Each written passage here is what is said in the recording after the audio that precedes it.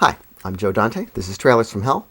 I'm going to take us back to a spring day in 1954 when I went to the Colony Theater to see a double bill of the Bowery Boys Meet the Monsters and today's Trailer from Hell, Target Earth.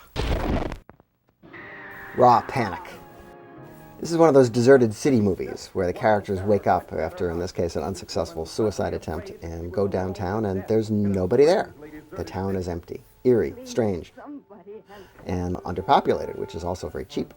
Here we have the little alcove of Monogram Studios, then Allied Artists, which shows up in a lot of these science fiction movies. This is based on a short story by a guy named Paul Fairman called Deadly City. He also wrote the story that became Invasion of the Saucermen, which should give you some idea. And it was the first directorial effort of a guy named Sherman A. Rose, who was a longtime editor. Only did 2 other pictures after this, 2 war pictures.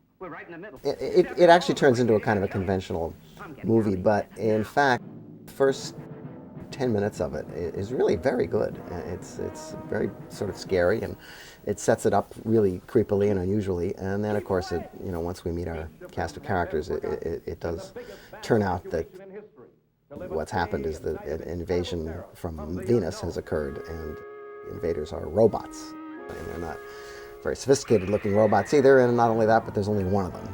And they have to keep using the same guy over and over to make it look like there's hordes of them, which is, always a good idea.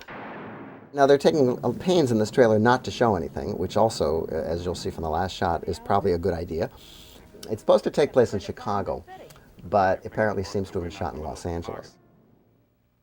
This is the only screenplay that I could find that was written by Jim Nicholson, who was the guy who was co-founder of American International Pictures.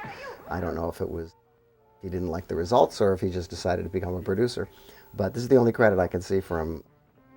This is also Herman Cohen's first picture as a producer. He went on to, of course, produce The Teenage Werewolf and a lot of other pictures. It's actually a lot of fun, this picture. Almost everything happens exactly the way you think it's going to happen.